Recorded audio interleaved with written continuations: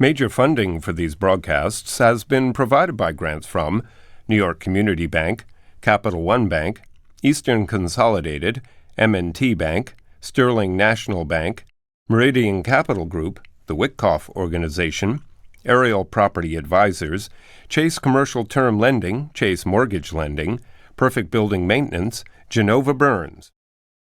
Additional funding has been provided by AKA Hotels Corming Communities, AmTrust Title Insurance Company, AVR Realty Company, Bank of America Merrill Lynch, Bank Leumi USA, Briarwood Organization, CBRE, Citizens Bank, Cohen Equities, Colliers International NYC, Collins Building Services, Connect One Bank, CPEX Real Estate Services, Dime Community Bank, Douglaston Development, Levine Builders, Flushing Bank, Friedman LLP, Handro Properties Handler Real Estate Organization, Hodges Ward Elliott Inc., iFunding, Investors Bank, James D. Kuhn Real Estate Center at Syracuse University, Kilroy Architectural Windows, Madison Realty Capital, Matone Group, Mercantile Commerce Bank, New Banks, Newmark Grubb Knight Frank, People's United Bank, Polsonelli, Rosewood Realty Services, SJP Properties, Stonehenge Partners, TD Bank, Terra CRG, the Knackle Group at Cushman and Wakefield, the Moynihan Group, and These Friends.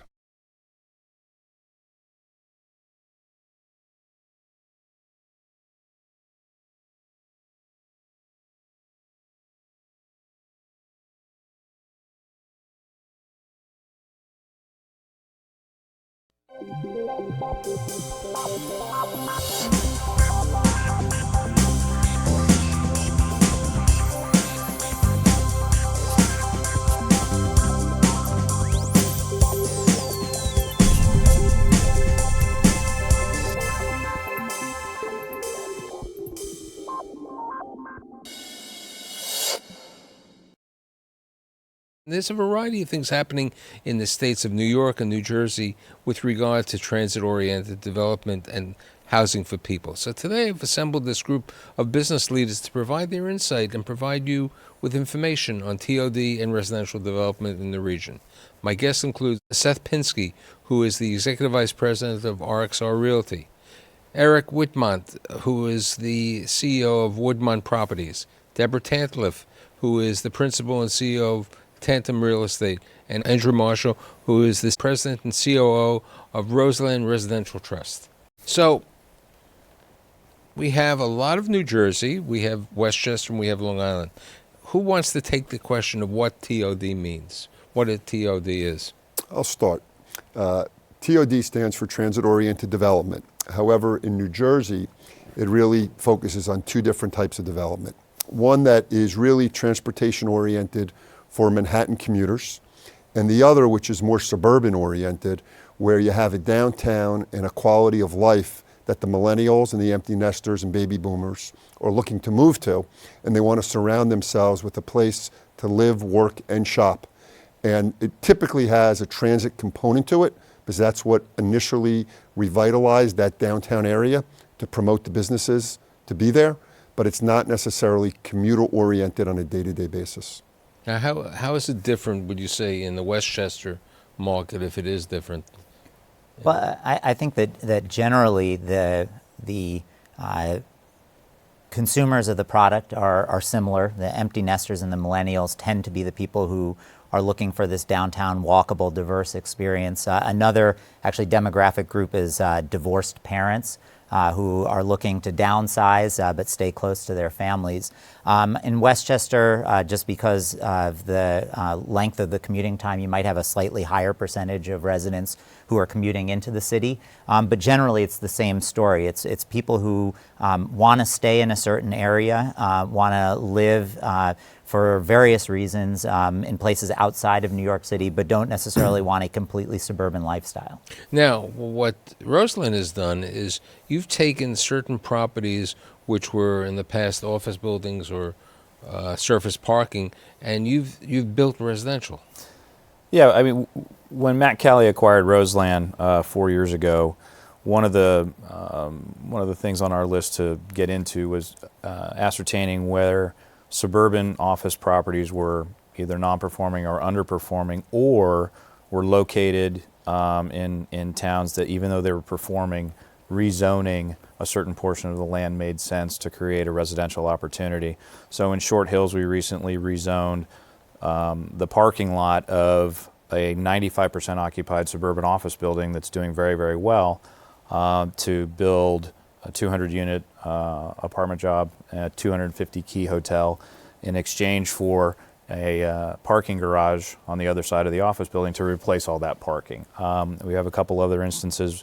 Morris Plains is another where we've torn down a 75,000 square foot office building that had been vacant for 7 or 8 years and turned that into a rateable win for the town to zone that as a residential apartment building, and we're halfway through construction on that now. But would you consider those two buildings that you just talked about as TOD, or close to transit oriented? The Morris Plains project is close to the Morris Plains train station, which is on the Midtown Direct line. The Short Hills project is about a 5-minute drive to Summit or Chatham. Each of them are also on the Midtown Direct train line. But as Eric said, they're also adjacent to the Short Hills Mall and the lifestyle and the destination. Right. But it's a little different. Deb, I want you to fill in on this, and I also want Seth to bring in, because they're doing something in Yonkers, which is literally 5-minute walk to the train. No, it's a half-block walk. It's a half a block. If you're walking slowly, it's 5 minutes. Okay, so it's a half a block walk, which is going to give certain people the opportunity, first of all, the water, which isn't far away, so you have the nice restaurants and the views over there, and the gentrification of Yonkers, and you have the real immediate transit orientation, because the trip from Yonkers to Grand Central is probably 28 minutes or 30 minutes over there. Let's talk about some of the developments that you've been involved with, Deb. I mean, I think it really depends on the submarket that you're in and the type of transportation mode that you're talking about. So if you're in Bergen County, and we're working on some things in Ridgewood as an example. Ridgewood has a train station, right? That's a very affluent community where some of those people may or may not be commuting every day. But in Bergen County, most people don't have access to a train. You go to a community like Madison, where you're right on a Midtown Direct line, and even in that type of community, you're getting a demographic that's a very empty nester, downsize. The average age in the community that we recently opened is in their 60s. It's a community of homeowners who wanted to stay in town because their downtown is so animated. So I think, if in looking at communities like where we're in Bayonne, where yes, your employer is in that New York metro market, versus communities that are a little bit more suburban in nature, it is about that lifestyle that Eric spoke to, and about the placemaking and creating those downtown animated mixed use. So here's a question for the group. How do you make a decision of where you're going to go? Because one of the biggest problems that you have with regard to residential zoning anywhere is the municipalities. As we were saying, New Jersey has 566 of them, each that are independent. Certain municipalities over the years, like the 65 and older or the 55 and older, because they didn't have to worry about schools, they had lower taxes. The developments that I'm hearing from you are not over 55 communities, are they? Well, it's actually even more complicated than you're describing it, because in addition to the multiple municipalities, you have overlapping jurisdictions with fire districts, sewer districts, library districts, school districts, and they're not always one and the same. And as a result of that, you have to get multiple layers of approval, and you have all sorts of parties with different interests. But what we're seeing, at least, is that a lot of these suburban communities are finding that they're losing their aging affluent population. They're losing the millennials, and those are very important parts of the workforce, and as a result of that, they're not able to attract businesses. Their tax bases are stagnating at a time when expenses continue to go up, and the result of that is that 10 of the 10 most expensive counties in the United States in terms of real estate taxes are all in the New York region. And what I think a lot of communities are realizing is that the only way that they're going to be able to break this cycle is by thinking differently. And that these downtowns, which for one period of time were actually the hearts and souls of these communities, and then for a more recent period of time were in many places the place that were abandoned. Right. Exactly. These are the opportunity now that they have to bring those people back and in turn attract the businesses back and grow the tax base again. Now, are any of these developments in the communities that you're involved with also doing an involvement with the assisted living and the CCRC? Typically not in the downtowns. Those are typically more suburban unless you're in a CBD environment like Manhattan. But what you are seeing in the downtowns is those towns that are progressive and are not afraid of what the old grandparents' apartment was in terms of producing 2 or 3 school-age children and an older demographic, and are looking to revitalize their downtown. Those are the ones who are embracing developers like who you have today, and those who are out there in the marketplace trying to be progressive and trying to revitalize downtowns that are already strong, plus those downtowns that are starting to decay, and before they decay further. I think following Andy's property, in the Short Hills neighborhood, Short Hills is a very affluent neighborhood. You have a great shopping center, you have great office complexes over by that people want to be. They don't really commute in too many. Certain people commute in from Summit, but a lot of them work in New Jersey. I think the combination of building this type of complex over there is helping. I think you're right, and just piggybacking Seth's point, I think we have to give, in this case, Short Hills a lot of credit as a municipality for understanding the pressures that existed around doing a zone change like this. The state pressure that New Jersey uniquely has on a lot of these municipalities right now through the affordable housing requirements, which are still sort of up in the air, and with the courts, everybody knows they're going to have to take their medicine. And so they want to take it with the right sponsor, on the right property, build the right project, and have a component of that be... I'm happy you bring up the affordable component. Explain the affordable component in your Yonkers and your New Rochelle property. Well, so I think New Rochelle is probably the best illustration of this. So we worked with the City of New Rochelle and our partners at Renaissance Development to come up with a master plan for the downtown. We entitled, actually incredibly, in a matter of 51 weeks, 10 million square feet of new development in downtown New Rochelle. And as a part of that entitlement, there's a 10% requirement for affordable housing. It's at 80% of Westchester AMI, so it's really workforce housing. But the more important point, I think, about this suburban downtown development is that because the costs of construction are lower than in the city, because the costs of land are lower in the city, that you're able to produce product that even at the market rate is significantly cheaper than what exists in New York. Right, we're talking probably about 50% we're talking cheaper. Probably in the Yonkers, New Rochelle, let's say $38 a square foot, and the least expensive in Manhattan would probably be $70, and even going into Queens, if you went into parts of Long Island City, you're at $45 to $50 a square foot. He's lucky. So you're lucky. So it's a major difference. I'd like the three of you, since you're more involved in New Jersey, to address that affordable component. And you're also involved with Tuckahoe. And the affordable component is very important because you have to have workforce housing for the people working in the neighborhood. How is it being handled in New Jersey with regard to affordability? I think it's really being handled on a case-by-case basis while the courts figure it out, right? There's some municipalities that are very forward-thinking and proactively trying to get the developer to the table and negotiate and say, okay, let's come to But let's look. You just finished the project in Metuchen. All of you were involved with the project in Morristown. New Brunswick has had an enormous amount. Unfortunately, as Deb alluded to, and Andy as well, there are no rules right now in New Jersey. Affordable housing is in the court system, so that every municipality understands that they have a certain obligation, but they're all disputing what that obligation is. So the towns that are more progressive, like Short Hills, where Andy just got an approval, and in Metuchen, where we're building, although the towns didn't have a mandate from the state saying you must build X amount of affordable housing, they want to get ahead of the curve, produce some affordable housing so that they understand that their burden will be less when finally this is adjudicated and everyone understands what the ground rules are. And there are other towns that are not being progressive and don't want anything built.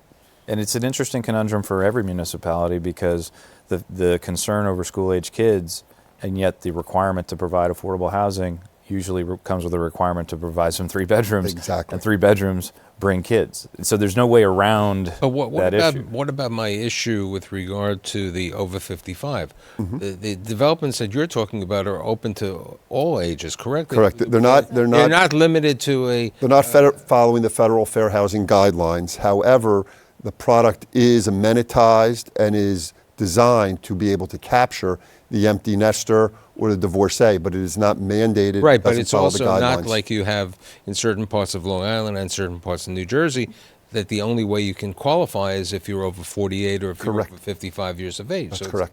In Manhattan on 55th Street, 56th Street, and Lexington Avenue, a site was bought by a REIT and by Hines, and they're building an assisted living facility because people, the empty nesters or the people who are in Florida, want to be closer to the city. Right. And the opportunity of having the assisted living, I think, is important. The assisted living in New Jersey is a huge business. We're investors in that, but not developers of it. And the issue with assisted living for developers like us, it's an operating business. Right. So unless you have the infrastructure and understand the guidelines and regulations But to operate. can't you do it the same way what they just did in Short Hills of building a hotel?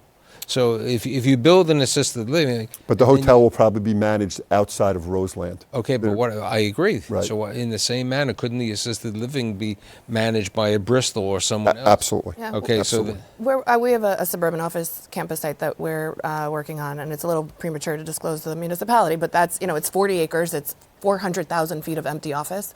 And what is the right redevelopment? How do you create that mixed-use community where there are other existing operating office buildings? And how do you create that aging-in-place model where you can have millennials, you can have empty nesters? And one of the components we're looking at is a senior living community.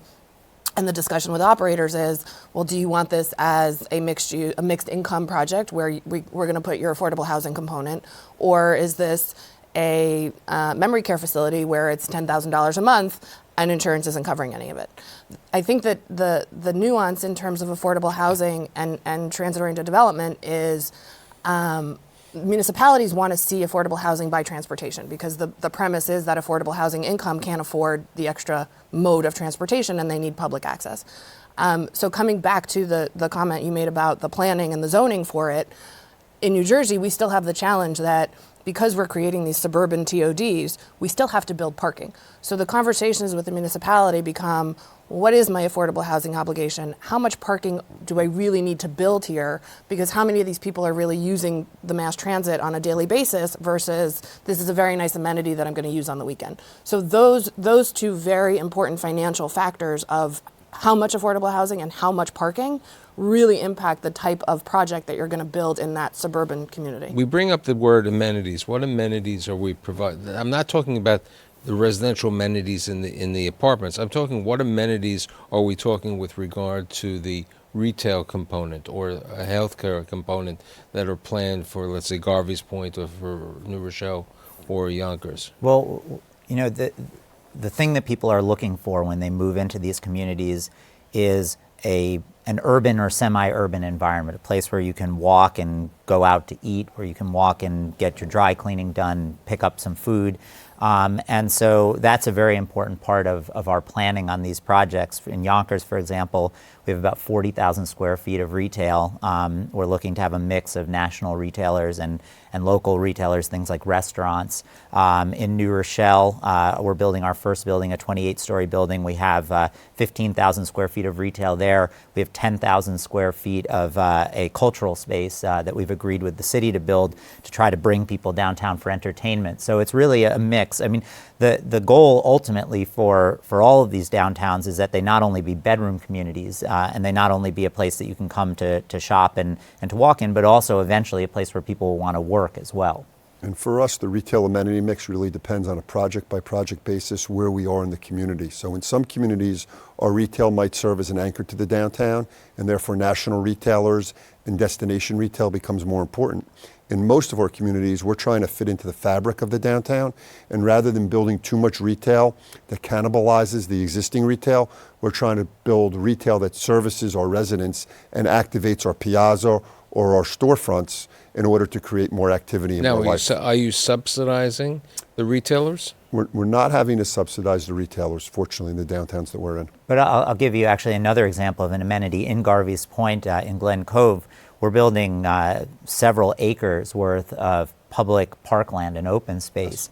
And the way that that's actually being financed is through a bond that's being issued, a bond that's non-recourse to the city, that's backed by the incremental pilot revenues that are being generated by the project. That's going to allow us to put the infrastructure in and also to build this new public open space, which will be an amenity to our residents, but also to the community as Now, well. what's interesting about Garvey's Point is dealing with the ferry. Which is like what happens in Jersey City. Jersey City, in essence, the entire place is a transit-oriented development over there. The question is, which transit are you close to? Which stop on the path, or which stop on the ferry, on the circumstances, Or the light rail. or the light rail. So now, but when we talk about the light rail, we brought it up before. Do you see potentially, because of the way Long Island is scattered, especially in your Hempstead development, the use of a light rail? Or a bus, your own bus, as we would say. Yeah, I mean, there's talk, for example, along the Hempstead Turnpike spine to put in some sort of transit system that would link places like the village of Hempstead and the Long Island Railroad Station with Hofstra University, the Nassau Coliseum, and elsewhere. Whether it's a light rail system or bus rapid transit, as long as it moves people efficiently and quickly, I think they all meet the same goal, which is to try to link these assets that were built under a different model and more of a scattershot method and bring them together and knit them into a cohesive whole. And I think we'll see that in Bergen County, that Deb alluded to. With the new Transportation Trust Fund, we're going to see, I think, the light rail get extended from the Jersey waterfront up through Palisades Park, Leonia, and into Englewood. And I think it's not happening tomorrow, but I think 10 years from today, that will be built, and that'll be a good thing for our state. But you just mentioned the TTF, and correct. Actually that ends up being the glum drop in the whole TOD discussion. For my audience, explain what this is. The Transportation Trust Fund in New Jersey was funded at one point. It is now not funded. It needs to be refunded. Today is the day that the 23 cents a gallon tax hike was implemented to provide funding for the Transportation Trust Fund again, because transportation and our infrastructure in general in New Jersey is going to be a limiting factor on the success of TODs as they develop in other locations, suburban and internally to the urban areas. Jersey City right now is having an office occupancy growth because of a New Jersey Grow grant program for bringing employees into the state. That's going to create more employees and more businesses in Jersey City, which is going to create more demand for the apartments, which is then going to put more strain on the infrastructure for transportation. So, it's the other side of the same coin, and it's candidly the thing that I think the state needs to really focus on getting right. And they've put the tax in place, but now how do they dedicate it? How do they make sure the money stays where it's supposed to go? But fortunately, we have the mechanism now where $2 to $4 billion a year is going to be put into this trust fund. Now it's a matter of where does the money go, and that's yet to be determined. I think the biggest trend that we will start to see is the way that developers took advantage of payment in lieu of tax agreements. I think you're now going to start to see payment in lieu of parking agreements. And you're going to allow for the mechanism for, suburban communities that have special improvement districts, that have parking authorities, to fund into a fund to create for public parking, to create ride-share programs with Uber. Summit just implemented a ride-sharing program with Uber where they're taking residents of the community to the train station instead of having to figure out how to build a new public parking deck. And I think we can't talk about TOD without recognizing the changes in Uber, in Lyft, and all the rideshare programs that are out there. We all used to put into our pro formas $100,000 to provide a shuttle service from our building to the train station, or create a master association among 15 different buildings So where who's we could paying all. for the Uber-Lyft relationship? I think that you will start seeing developers contribute into these funds, into the community, instead of me having to come in and build X hundreds of parking spaces to serve your public residents or customers to retailers. Let me pay into a fund. That municipality can then go bond and either build their own structure or create these agreements directly with these operators. Do you see that happening in your developments? The communities that we're involved in, I Well, so first of all, there's the question of how much parking is appropriate for transit-oriented development. I think that's still an open question because even when people are commuting into the city every day, if you're living in a suburban community, you still probably need a car.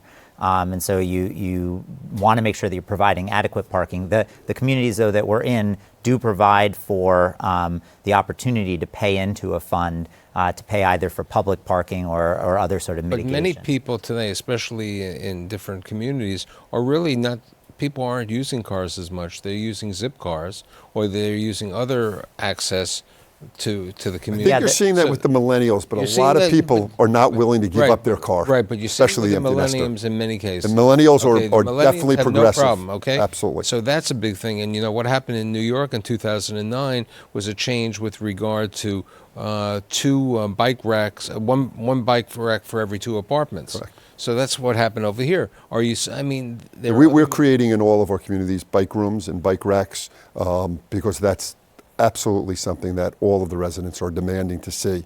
And we are doing zip cars as well and charging stations for electric cars. But it hasn't, I think 10 or 15 years from today, it'll be the norm. Today, that's still pioneering a little bit. It's not the norm yet today. 10 or 15 years from now, millennials will still be millennials, except they're going to be living in Short Hills and having two cars and have kids in school and mowing their lawn on the weekend. So that's a branded generation name that's going to change over time and what they like. You know, you bring up. They outgrow millennials. So we go to the Generation X. Now, what's the predominance in these transit-oriented developments? What is the average age of the occupancy, with the exception of the over. It's really a barbell, and in most of our communities, an average age you might get at 45, but it's really a barbell. It's the 25 to 35, and it's the 52 to 65. Right. So we there's have barbells. we have that lap in between when somebody's trying to raise someone who's raising children. Okay. So there's really, in certain cases, there's not a need for a 3-bedroom. Correct. Apartment in Correct. this situation. Although the more affluent empty nester wants to take their furniture that they've been living with for years, move it into an oversized apartment, and be able to have the extra bedroom for the grandchildren or have a study. So they will, and they can afford, because they're a move down renter, and they're renting because they can afford to buy, but they're choosing to rent, and they'll rent a bigger apartment. And by the way, you also have roommates, That's right. which is another trend. And divorced parents who need room for their kids on kids. the weekend. Yeah. But when you talk about roommates, are we talking about a co-living concept? Yeah. In many cases, you'll have two people who are earning, a decent living, but can't necessarily afford the same type of building on their own, and they move in together. They're younger, and they're willing to share a space. And how do you, as a landlord, accept the co-living concept? On suburban locations, we don't see the co-living concept as much. It's more in the urban. Right, but you see it in locations. Jersey City, definitely. Jersey City, you see it, and we don't have product in Jersey City. How do you see the co-living? Well, our leases prohibit it, other than if there are occupancy requirements, and our leases are pretty strict on that. If the apartment is large enough to have multiple occupants, then there's a formula for how many they can have. So it's structured. It's not just completely forbidden. But my concern in the millennial discussion comes to unit mix and percentage of units in certain size ranges, and then the ability 10 years from now for that asset to live in a new generation that's now branded and has a different set of rules. So, building a 35% studio mix with, an average size of the studio of 325 square feet is probably not a bet that I would want to make right now. I would agree. So that, yeah.